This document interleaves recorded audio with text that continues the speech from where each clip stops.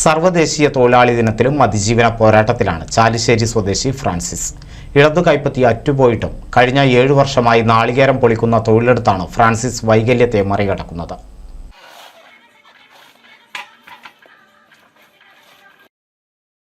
പതിനെട്ടാം വയസ്സിൽ തമിഴ്നാട് ചെന്നൈയിലെത്തിയ ഫ്രാൻസിസ് നീണ്ട 20 വർഷം പ്ലാസ്റ്റിക് നിർമ്മാണ കമ്പനിയിൽ മിഷൻ ഓപ്പറേറ്ററായി പ്രവർത്തിച്ചിരുന്നു.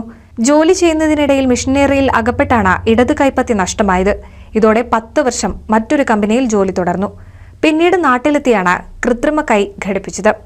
പിതാവ് ജോണി നാളികേരം പൊളിക്കുന്ന ജോലിയിൽ സജീവമായിരുന്നു. പിതാവിനെ സഹായിക്കുന്നതിനായാണ് നാളികേരം പൊളിക്കുന്ന പണിയിലേർപ്പെടുന്നത്.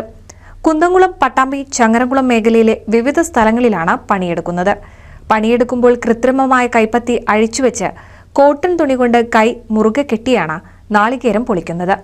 നാളികേരത്തിന് വിലയിടിഞ്ഞതോടെ പണി വളരെ കുറവായിരുന്നു.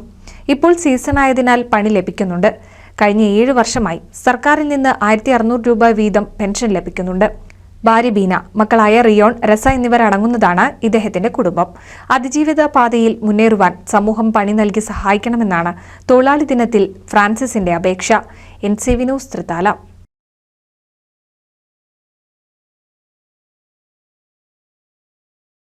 പുതുമയാർന്ന ഡിസൈനുകളിൽ ഡയമണ്ട് കളക്ഷനുകൾ, വിവാഹ പാർട്ടികൾക്ക് നേടാൻ സ്പെഷ്യൽ പാക്കേജുകൾ. സ്വാഗതം പുതുമയാർന്നൊരു ഷോപ്പിംഗ് എക്സ്പീരിയൻസിന്. Kerala Golden Diamonds, the family jeweler, Main Road, Vadakekad.